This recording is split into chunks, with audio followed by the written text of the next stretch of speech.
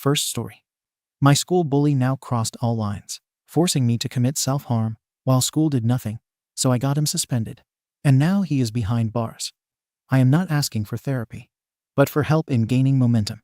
Since the beginning of the school year, I have been harassed both in person and online by the school's bully. It is hard to use the word because almost everyone knows and loves him. I tried not to let it get to me until it escalated. Go kill yourself. No one would care if you died. Why aren't you dead yet? This was said to me multiple times online and in the middle of class.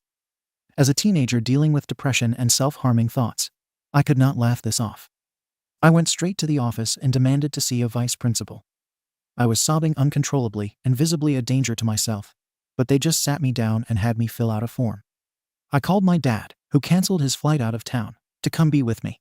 He was furious that he was not called in a situation like this. We had a conference with the vice principal, and we were told there would be consequences if it happened again. It has been months. Multiple people have gone to the office with complaints about his bullying, and absolutely nothing has been done. Not so much as a detention. He is now attacking the leader of our school's GSA, members, and myself through Twitter. Curiosity got the best of me, and I decided that I needed to go through his history to get hard evidence. Here are a few gems I found, some submitted by other people. There are actually over 20 screenshots. Life has its ups, and you have the downs. Please do us a favor, and effing drown, a poem dedicated to Sarah. I have app lit in the morning. Sarah, if you say a single word, you are getting choked.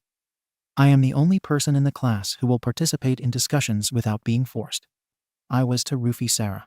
Sarah has a boyfriend, and I'm still single. Time to die. Sarah for the biggest slot. Go die. It is hard enough for me to want to be on this planet, and people are taking time out of their day to wish that I would die. I think this has exceeded what the school can do. They lost my faith when they didn't help everyone else who begged for some sort of relief after me. I live in Anne Arundel County.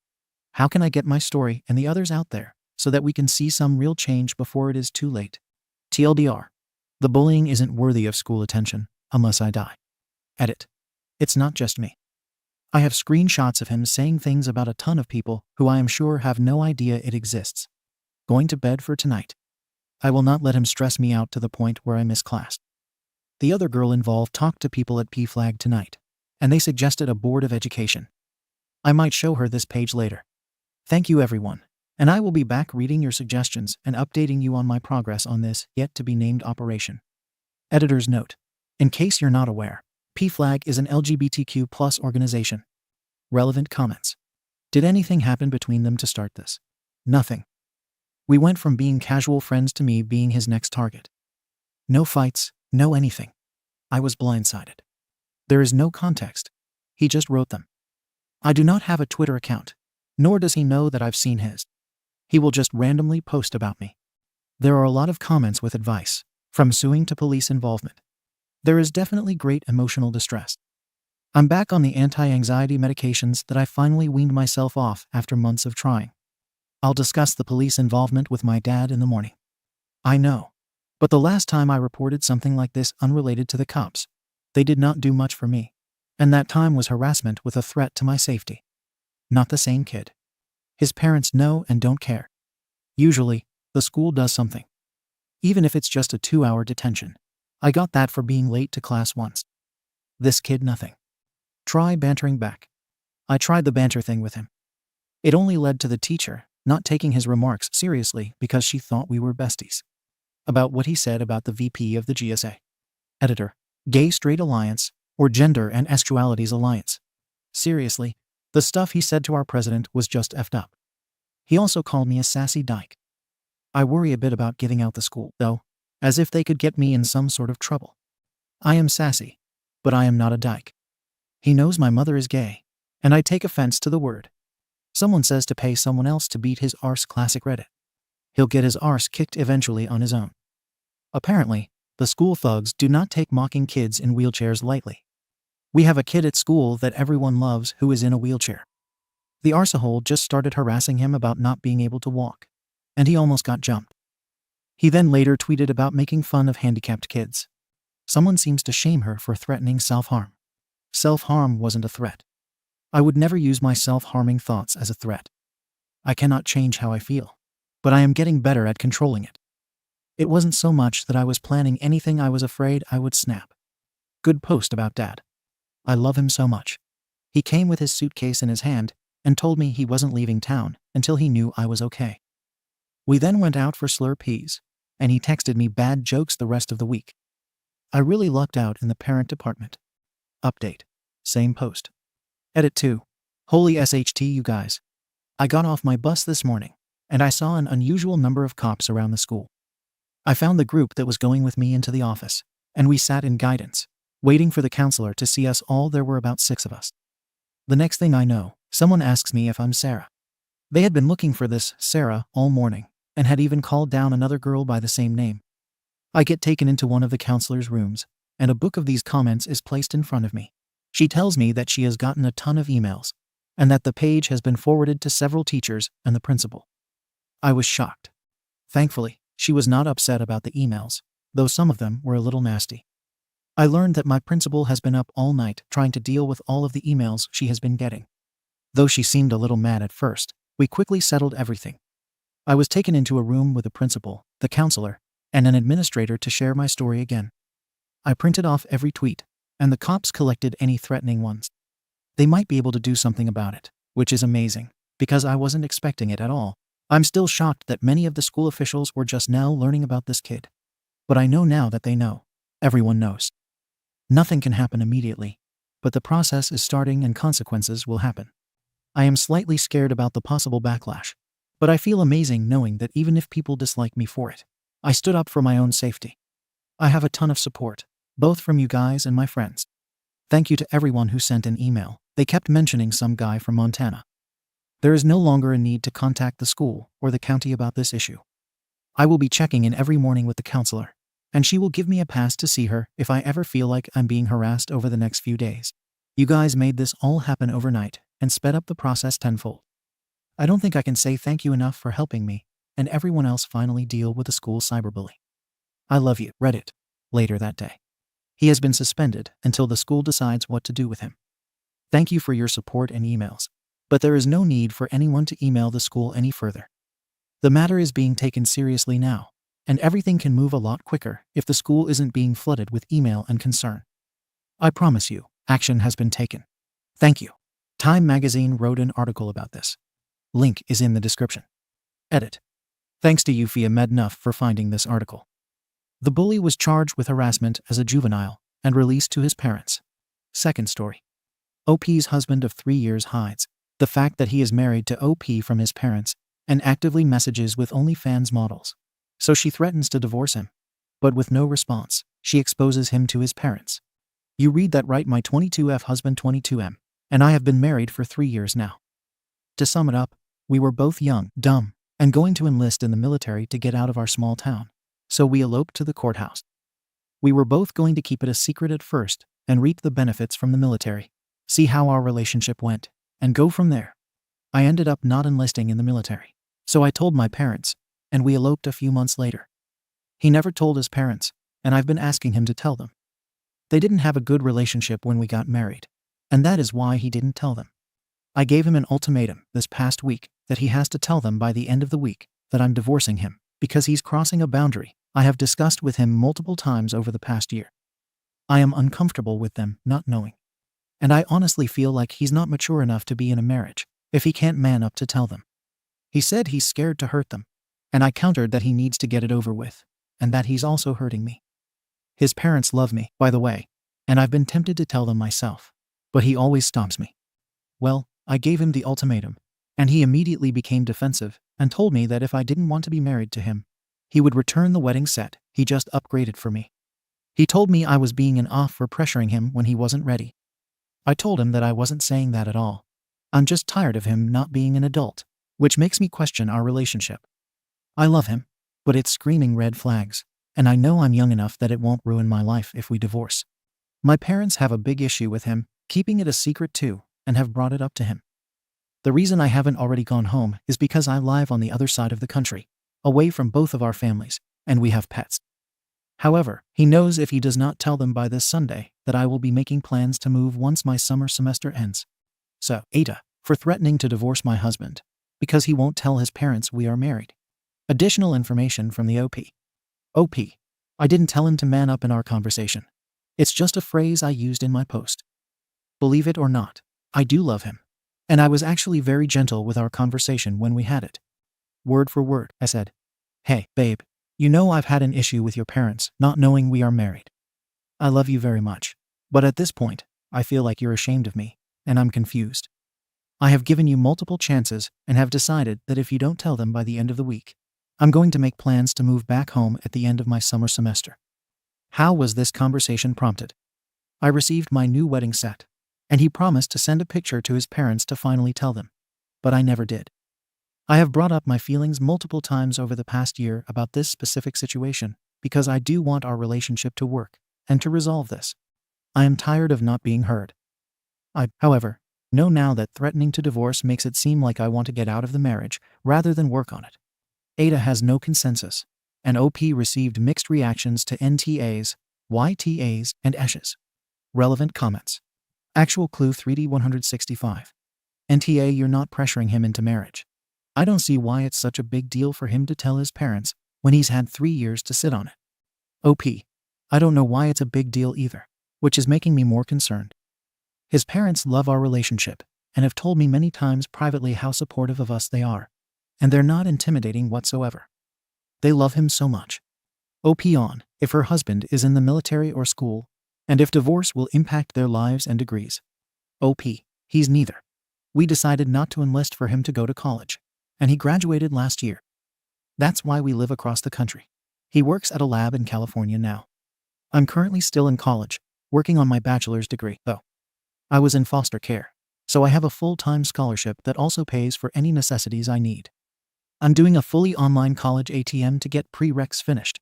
I have a job too, and have remained financially independent, just because I was brought up that way, so I'm not too concerned about it. The main thing is our pets, but I don't want to separate if I don't have to.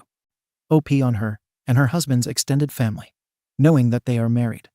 OP. My whole family knows. All of his friends know, and one of his cousins knows. I'm pretty sure his mom knows too, but we don't really keep in contact with her because of her lifestyle addiction. He just hasn't told his dad or stepmom, the ones who raised him, but his relationship with his dad is weird. I was fine with it at first because I knew his dad was an alcoholic, and they had a pretty bad relationship when we decided to get married, as in, they didn't communicate. His dad was out drinking, and he was home alone. That's how his whole upbringing was. I do want to add, and feel it's unfair that I didn't add to my post that my husband worked really hard through college and has not taken the same path as his two parents. He struggles with communicating his emotions, but outside of that, he is really great. He is supportive, helps around the house, and believes in me. I feel like an awe for not adding that to my post, to be honest, because it allows people to see him as a bad guy.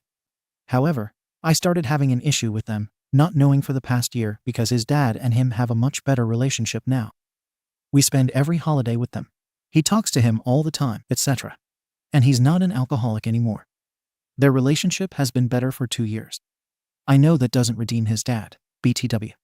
My parents chalk it up to him being afraid to tell his dad because his dad possibly abused him, though my husband has said his dad was a great dad. He was just a drunk. He never said he physically abused him.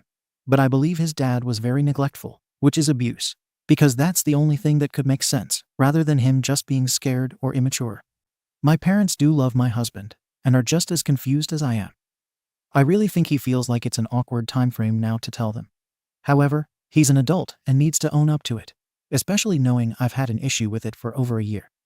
It's hard because I try to justify his actions based on his past, but I know if I do that, I'll let this slide, which I don't need to do any longer. Sorry if that doesn't make sense, and is a jumble. Update. I will begin with the update, and then provide clarifications. I told his parents today, and they confirmed that they have known him since 2021. They had a hunch and found the marriage license or deed online. They have been waiting for us to tell them, and were just wanting a valid reason. No, my husband did not tell them. I told them. Our relationship is up in the air right now. Both of our parents know what is going on, and we are trying to figure out how to move forward. Whether that be attending therapy together, one of us moving back to NC, or both of us moving back home. We are actively communicating about our future, and whether that future will be together or not. Here are some clarifications. No, we did not enlist. Yes, we were in love. We decided to enlist 6 months into our relationship and felt there was no point in waiting to get hitched because we could benefit from it as well. It wasn't like the movie Purple Heart, lol. We were in a relationship before enlisting, and we thought it would get us out of our small town quickly. His mother struggles with addiction. His father was an alcoholic, and his stepmom raised him. He and his stepmom have always been extremely close. His father did not beat him. He was just absent because if he wasn't working, he was drinking. Their relationship was bad in terms of not communicating with each other, and his dad emotionally neglected him by not being there. They communicate a lot better now, and on a daily basis, we spend the holidays with them all the time, and they call often. They made up. To add to this, both of my parents were addicts, which is why I went into foster care and was adopted by my now parents, who I refer to in my last post as knowing. I completely understand the struggles and complications of addiction. My main issue is his lack of communication in general. I understand now that an ultimatum is not the best way to go about things when you want to make the relationship work. I let my emotions control me, and I gave him a harsh ultimatum. I am not sure if it will work out, though. This is the hardest thing I've dealt with in my mere 22 years, lol. Both of our parents are supportive if we choose to stay together or separate. They want us to make it work, but there are no hard feelings if it doesn't. They are offering as much support as possible. My main issue is that I'm still the only one communicating, which is why I'm hesitant to continue the relationship even though I love him. I did come off as pressing, and I realize that now. One reason I am having a rough time trusting him is due to finding out he was messaging OnlyFans models over the course of the past year, and his reasoning was, we were having problems, which I wasn't aware of. I didn't want to include it in the last post because I didn't want to seem like a complete idiot and make it fair on his image since he isn't on Reddit to give his side of the story. No, he doesn't know about the Reddit post because he broke his phone during our argument yesterday. No, I wasn't yelling or cussing, nor was he. Here's to hoping it works out as it needs to. I'm sorry for any grammar mistakes. I'm pretty torn up right now. Relevant comments. Ocean Breeze 123. You did the right thing. Did he ever tell anyone you two were married? Has he kept it a secret from everyone for years? If so, that, along with the OnlyFans, makes it seem like he wants to be single. This must be so hard. I'm so sorry, OP. OP, he's told everyone, including his coworkers, friends, and cousins, that we are married, which made it confusing. But thank you for your empathy. Third story. My friend's disabled sister, and I had a secret relationship. But my friend thought our bond was that of brother and sister. Then he forced us to end our relationship and went to NC with her after finding out. Now, 20 years later, he contacted me to threaten again after his sister met me. So I told him we slept together. Aita, John, and I are both in our 40s. He was my friend through middle school and most of high school. We hung out together, played the same sports, did church summer camp, etc. Basically, we grew up together. I also knew and spent time with his sister, Mary. Mary has cerebral palsy and uses an electric wheelchair. After graduating, John went to university, while I stayed back home to work at my father's business and go to community college part-time. Mary also went to a community college, and we ended up hanging out a lot. John and his family liked the idea of me being like a big brother to Mary. Mary and I grew closer, and we began having sex. We weren't exactly dating, but it was a lot of fun for both of us. Because Mary's family is very protective of her, we both agreed to keep our relationship a secret. Eventually her family found out, and there was an ugly confrontation between me and them. They accused me of taking advantage of Mary because of my familiarity with her, and because she was disabled. Mary insisted she wanted the relationship, but they dismissed her views like they always did. John was especially angry at me, even trying to start a fist fight. My father got involved, and things eventually settled down, but my friendship with John and his family was over. I ended up leaving the area after I got my associate's degree and moved out of state to live with my mother. So 2 decades have passed. I have stayed in contact with Mary, but only exchanged basic pleasantries with John and his family. They are still connected with my father, so it's just a courtesy relationship. 2 weeks ago, Mary came to my city, and we met for lunch. It was a company event with her coworkers and vendors, but I still enjoyed seeing her again after so many years. We continued the evening at her hotel room, and I ended up spending the night with her. This Saturday morning, I woke to find a message from John. We've barely communicated for the last 20 years, so I was startled to see his name. Apparently, he'd gotten around to looking at the pictures Mary had posted from the lunch and saw me sitting next to his sister. It was like we had teleported back in time to 20 years ago. The same accusations and angry insults were flung at me. He dredged up SHT I had forgotten about years ago. He ended his message by warning me not to spend time with Mary. I was outraged by his message. We're two grown men, not high school kids. How can he say those things about me and his sister? In my anger, I message him back, saying that not only did I spend time with Mary, but that we slept together again, and he should get over himself. It felt good to retaliate like that, but I immediately had doubts. When I talked with Mary, she wasn't upset, but she made it clear that she would have preferred I just ignore her brother like she does. We're still keeping our plans to see each other again, but I realize Mary is disappointed by my childish behavior. Am I the arsehole for my reply to John? Update. So after reading the comments, I am NTA for my relationship with Mary, but my response to John was unacceptable. That's fair. I've apologized to Mary, and she's accepted my apology. That doesn't change the fact that I screwed up. For sharing intimate details without first asking Mary, I am the arsehole. I will never do that again. As for the fallout of my arsehole moment, John sent another nasty message that got even more personal, including telling me some things about our past and my father that were very hurtful. Following the advice in the comments, I replied calmly and then blocked him.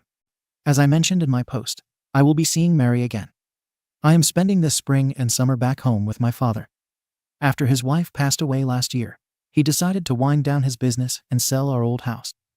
I will be going back there for about 3 months to help him with the business, fix a few things at the house, help him pack, and just hang out together.